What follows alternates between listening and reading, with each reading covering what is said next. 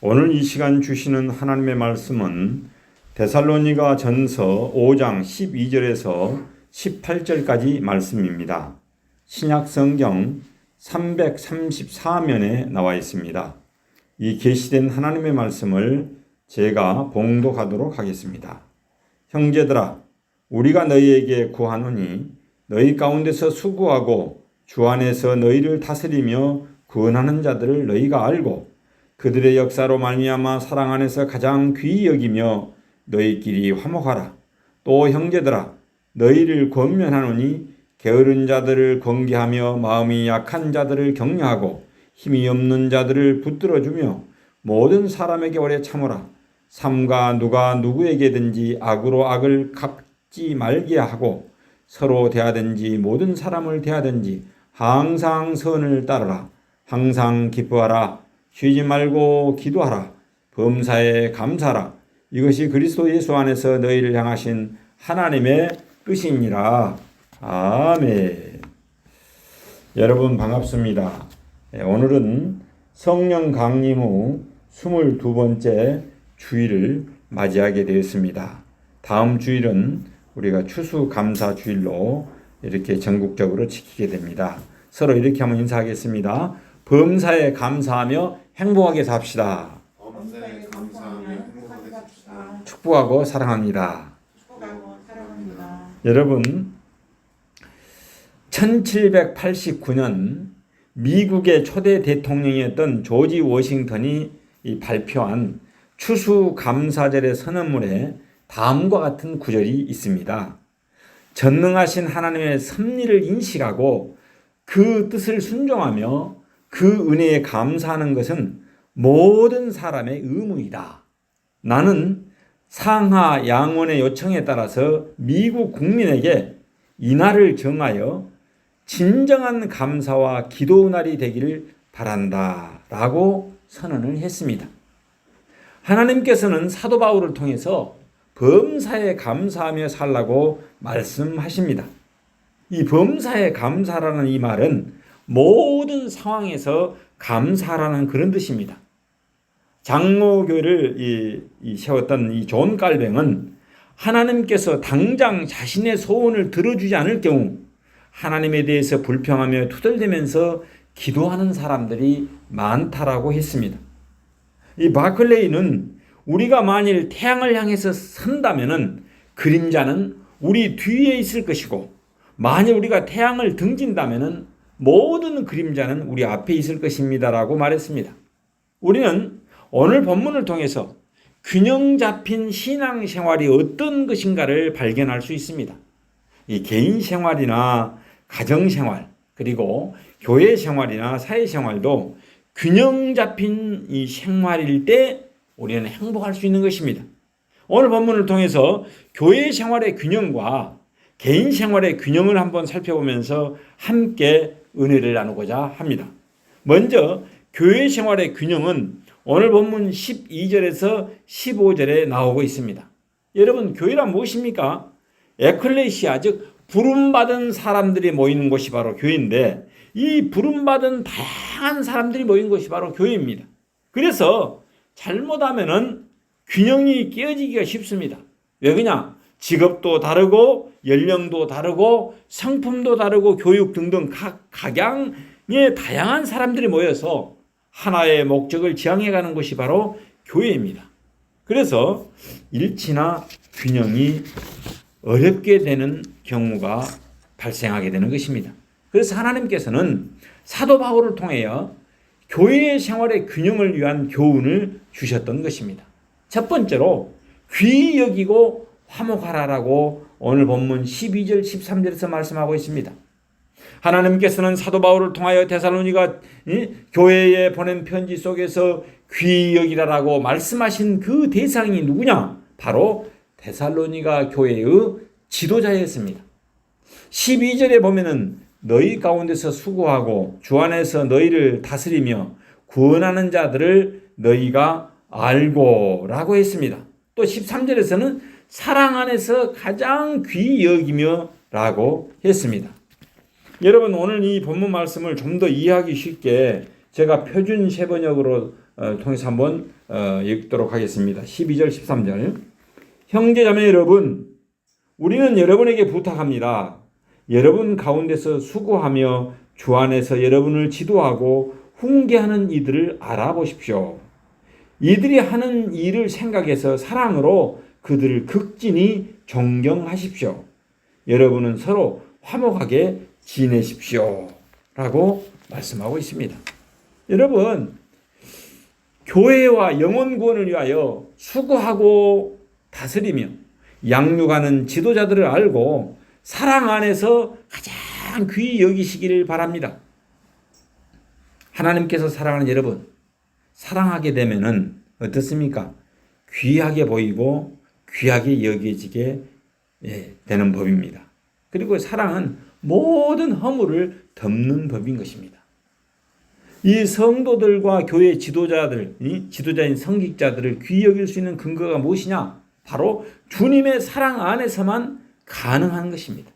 그러니까 사랑하면은 걷는 것도 귀히 보이고 사랑하면 앉는 것도 귀하게 보입니다. 사랑이 식으면 어때요? 말하는 것도 싫고 침묵하는 것도 싫습니다. 믿게만 보입니다. 형제자매 가운데서도 마찬가지고 형제와 형제 사이에서도 마찬가지입니다. 서로 귀하게 여기려면 서로 사랑하면 됩니다. 내가 다른 사람들의 존재 가치를 인정할 때 그 사람을 귀히 여길 수 있는 것입니다. 우리는 서로를 인정하고 귀히 여겨야 합니다. 이것이 하나님께서 사도 바울을 통해서 우리에게 주신 권면의 말씀인 것입니다. 제가 존경하는 이 목사님 중에 한 분은 전화할 때나 말할 때 언제나 존경하고 사랑하는 신목사님이라고 이렇게 호칭을 합니다. 그래서 저는 참 존경받고 사랑받을 만한 그런 아직 수준은 못된 것 같은데도 그렇게 말할 때마다 저는 이렇게 생각합니다. 그런 사람이 되어보려고 늘 노력합니다. 그리고 항상 저는 그분을 존경하고 사랑하는 마음으로 대하게 됩니다. 여러분, 너희끼리 화목하라, 이 말씀 역시 사랑 안에서 가능하게 되는 것입니다. 대개 교회에서 화목이 깨어지는 것이 무엇입니까? 성도들과 성직자들 간의 불신 때문일 경우가 많습니다. 그러나 이것도 사랑 안에서 해결이 가능한 것입니다. 어떤 분이 월간지에 기고한 글에 보니까 목회자와 성도에 관해서 이런 글이 있었습니다. 교인이 목회자에게 느끼는 불만은 첫째, 설교가 마음에 안 든다. 두 번째, 행정이 마음에 안 든다. 세 번째, 생활이 마음에 안 든다는 것이었습니다. 또한 목회자의 마음에 들지 않는 성도는 첫째, 까닭없이 불순종과 거역을 일삼는 성도. 둘째, 일할 수 있는 사람인데도 거절하는 성도. 셋째, 자세한 내막도 모르면서 헐뜯고 이간질하는 성도.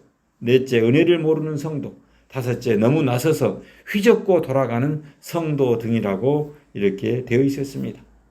여러분, 부부지간에도 결혼하여 살아가는 삶의 과정 속에서 불만스러움이나 짜증스러움이 있는 법인 것입니다. 그런데 하물며 다양성을 가진 교인들의 교회 생활에는 더 말할 나위가 없는 것입니다. 그러나 이러한 모든 현상들을 타개하고 화목할 수 있는 비결이 무엇이냐? 주님의 사랑 안에서 가능하게 되는 것입니다. 다 함께 한번 따라합시다. 주님의 사랑 안에서 가능합니다. 주님의 사랑 안에서 가능합니다. 그렇습니다. 두 번째로는 형제를 돌보아 주라라고 말하고 있습니다. 우리 개정 성경에는 게으른 자들을 권계하며 라고 말씀하고 있습니다. 표준세 번역에는 무질서하며 사는 사람들을 훈계하라라고 이렇게 번역되어 있습니다. 무질서하게 사는 사람들을 훈계하라고 말씀하고 있습니다.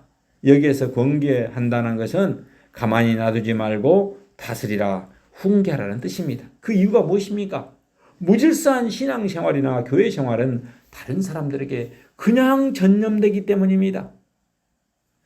두 번째로는 마음이 약한 자를 격려하고라고 말하고 있습니다. 마음이 소심해서 우유부단한 사람들은 위로해 주고 격려해 주어서 힘을 주라는 것입니다. 그런 사람들은 책망을 받고 공격을 받으면 움츠러들어 버리고 말기 때문에 그렇습니다. 그 다음에 세 번째로는 힘이 없는 자들을 붙들어 주며라고 말씀하고 있습니다. 즉 영적으로 힘이 없어서 서로 바로 서지 못하고 쓰러지는 사람들을 올바로 이끌어 주라는 뜻입니다. 이게 힘이 없는 이런 사람들을 도와주라는 뜻입니다. 이런 일을 하기 위해서는 모든 사람에게 오래 참으라. 위에서 말한 남을 돌보는 일들이 어떻습니까? 남을 돌보는 일들은 피곤하고 지치기 쉽기 때문에 오래 참으면서 실천에 나아가라는 것입니다. 다섯 번째로는 악으로 악을 갚지 말게 하고 항상 선을 쫓으라. 좋은 일을 하려고 애를 써라는 것입니다. 구약성경 출애굽기 21장 22절에서 25절이나 레위기 24장 20절을 보면은 복수법이 나와 있습니다. 특별히 출애굽기 21장 23절에서 25절에 보면은 제가 한번 읽어드리겠습니다. 그러나 다른 해가 있으면 갚되 생명은 생명으로 눈은 눈으로 이는 이로 손은 손으로 발은 발로 된 것은 된 것으로 상하게 한 것은 상함으로 때린 것은 때림으로 갚을지니라라고 했습니다. 물론 이것은 필요 이상으로 정도 이상의 보복을 막으려는 그런 법이었습니다. 그러나 온 인류의 구주주 되시는 우리 예수님께서는 이 땅에 오셔서 마태복음 5장 38절에서 39절에서 이렇게 말합니다. 또 눈은 눈으로 이는 이로 갚으라 하였다는 것을 너희가 들었으나 이 구약의 말씀을 말하는 것이죠. 나는 너희에게 이르노니 우리 예수님께서는 우리 주의 백성들에게 이르노니 악한 자를 대적하지 말라. 누구든지 내 오른밤을 치거든 이렇게 치면 오른밤을 칠 수 있잖아요. 오른밤을 치거든 왼밤도 돌려대라. 이렇게 말씀하였습니다. 이 교훈은 사랑의 승리를 가르쳐 주신 것입니다.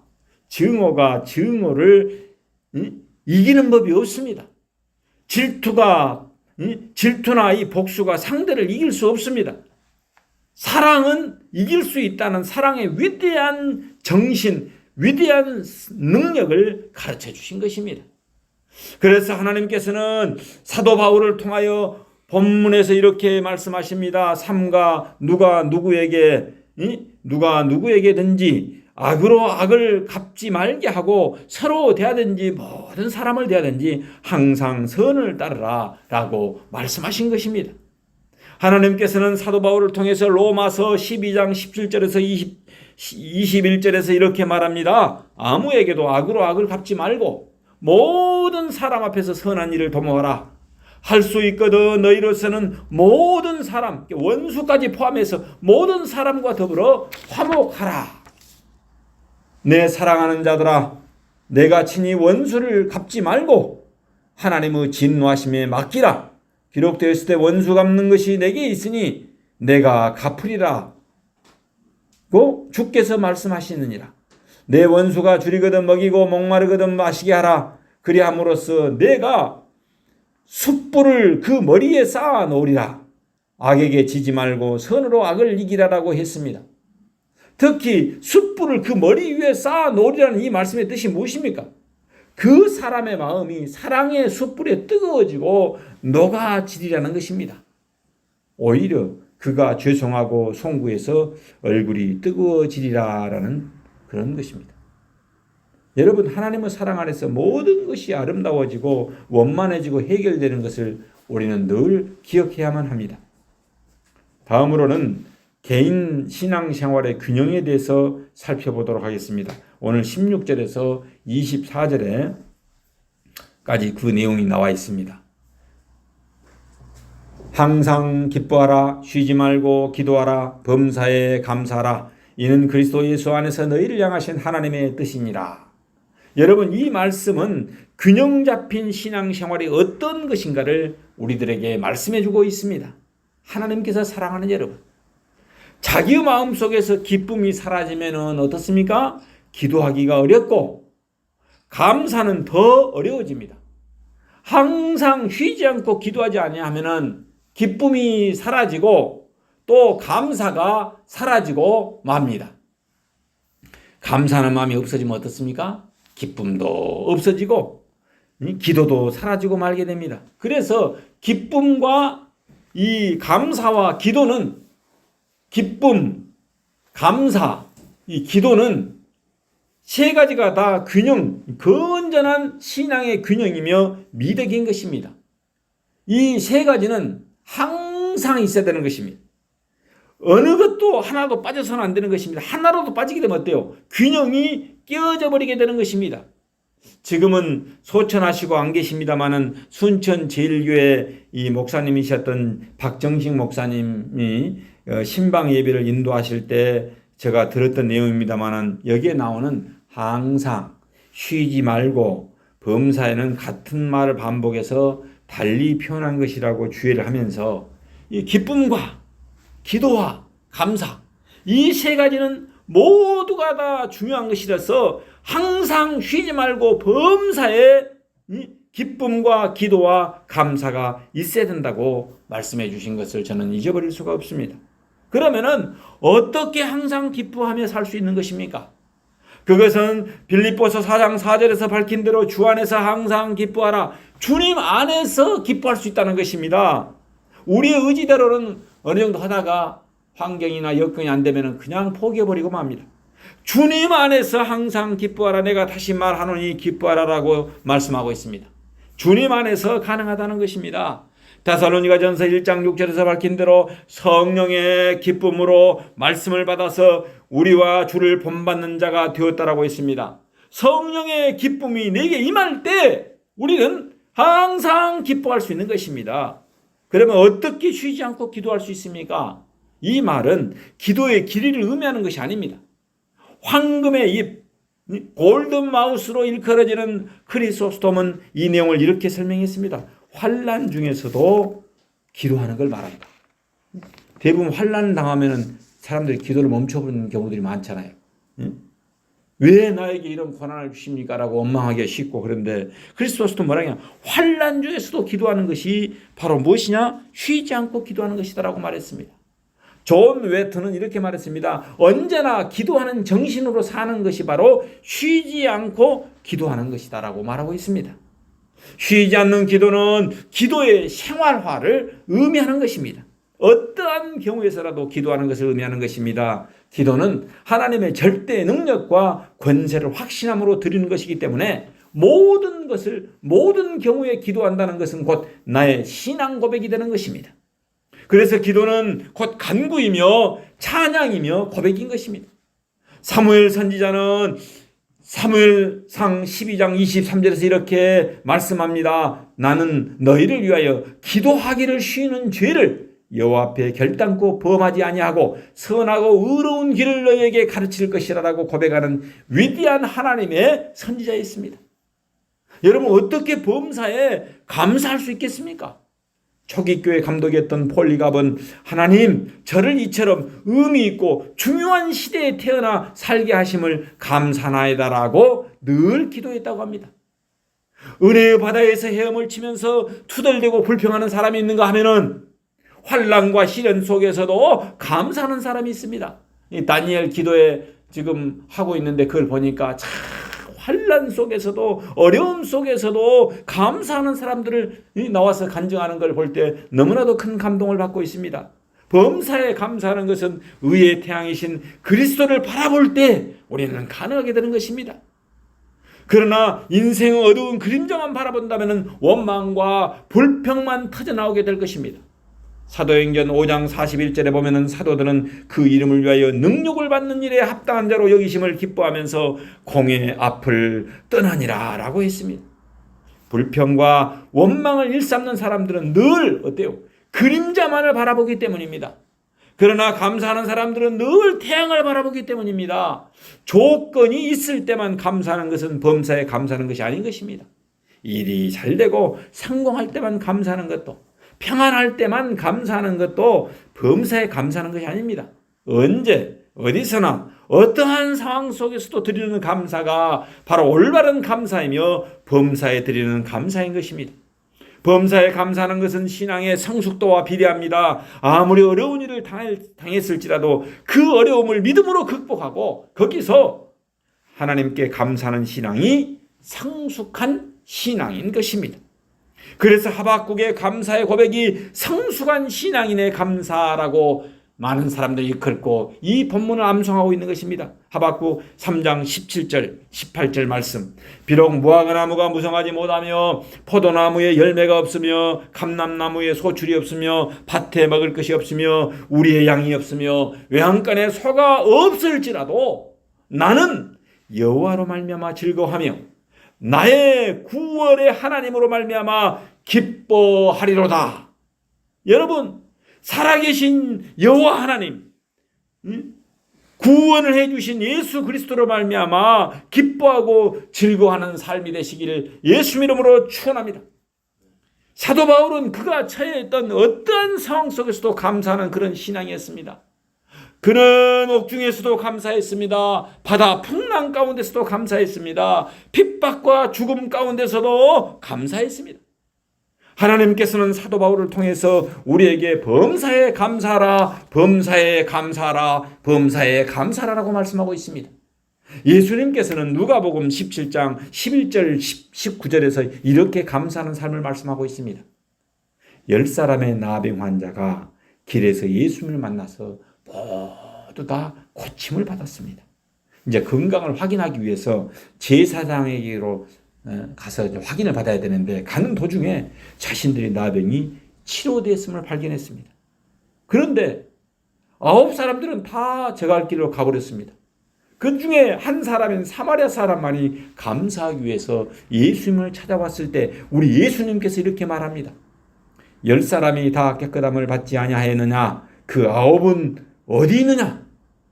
이 이방인 외에는 하나님께 영광을 돌리러 돌아온 자가 없느냐 하시고 그에게 이르시되 일어나 가라, 내 믿음이 너를 구원하였느니라라고 감사하는 그를 칭찬해 주시고 구원해 주셨습니다. 영생의 축복과 구원의 축복을 주셨던 것입니다. 우리는 감사를 잊어버리는 9사람이 되어서는 안 되겠습니다. 예수님께로 돌아와 감사했던 그 한 사람 속에 내가 있고 우리가 있어야 합니다. 우리 모두 추수감사주의를 맞이해서 추수감사절을 맞이해서 이제부터 항상 쉬지 않고 범사에 감사함으로 하나님의 뜻을 이루며 하나님께 영광을 돌리며 행복하게 살아가는 주님의 친백성들이 되시길 예수 이름으로 축원합니다. 기도하겠습니다. 사랑의 하나님 아버지, 10명의 나병 환자 중에 한 명인 사마리아인의 감사 영성을 본받게 하옵소서. 사무엘 선지자의 기도의 영성을 본받게 하옵소서. 하박국 선지자의 희락의 영성을 본받게 하옵소서. 사도 바울의 범사에 감사하는 영성을 본받아 살아가게 하옵소서. 그래서 항상 기뻐하고 쉬지 않고 기도하며 범사에 감사하며 하나님께 영광을 돌림으로 축복을 받고 칭찬을 받고 면류관을 받는 복된 삶이 되게 하옵소서. 온 인류의 구세주가 되시는 예수님의 이름 받들어 기도하옵나이다.